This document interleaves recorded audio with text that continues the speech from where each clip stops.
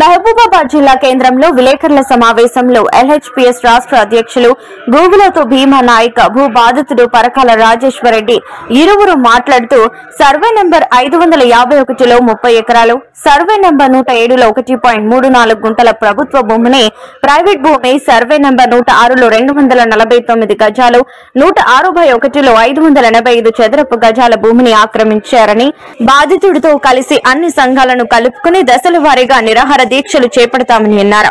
స్పందించిందనే అధికారులను సస్పెండ్ చేయాలని, ప్రభుత్వ భూమిని మరియు ప్రైవేట్ భూమిని ఆక్రమించిన వారిపై చర్యలు చేసుకోవాలని డిమాండ్ చేస్తున్నామన్నారు. కార్యక్రమంలో సమావేశంలో ఎల్హెచ్పీఎస్ నాయకులు మంగిలాల్ నాయక్, ధరం సౌత్, బాలు నాయక్, శ్రీను నాయక్, బానోత్, వీరు నాయక్, వీరన్న, అనిల్ పాల్గొన్నారు.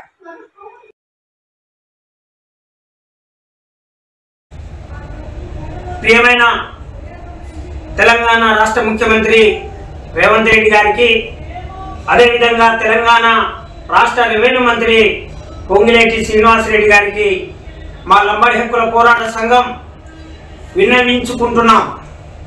గత 8 నెలలుగా మానుకోట జిల్లాలో 107 సర్వే నెంబర్తో పాటు 106 సర్వే నెంబర్ ప్రైవేట్ భూమితో పాటు గ్రీన్ ల్యాండ్ను ఆక్రమించుకున్నాడు హోంనారాయణ లోయ.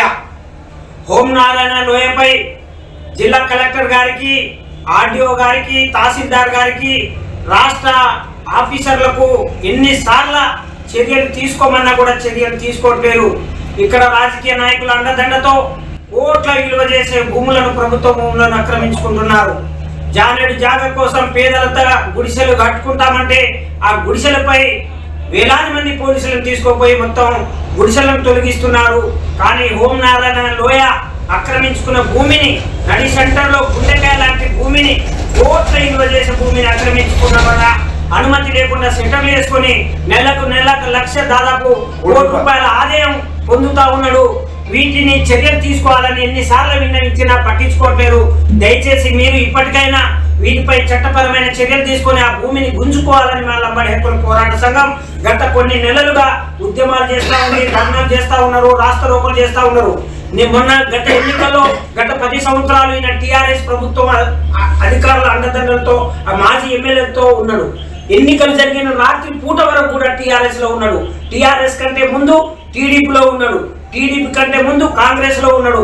ఈ రోజు మళ్ళీ రాత్రికి రాత్రే కాంగ్రెస్ లో చేరి తన కుమారుని వ్యవసాయ మార్కెట్ వైస్ చైర్మన్ గా చేసుకున్నాడు. అంటే డబ్బు గల్లా నాయకులే కావాలా, కాంగ్రెస్ కార్యకర్తలు, జెండాలు పట్టిన కార్యకర్తలు కావాలా? ఇలాంటి హోంనారాయణ లాంటి వాళ్ళు మీ వెనకల ఉంటే కాంగ్రెస్ ప్రభుత్వంపై పచ్చి మచ్చ వచ్చేస్తుంది.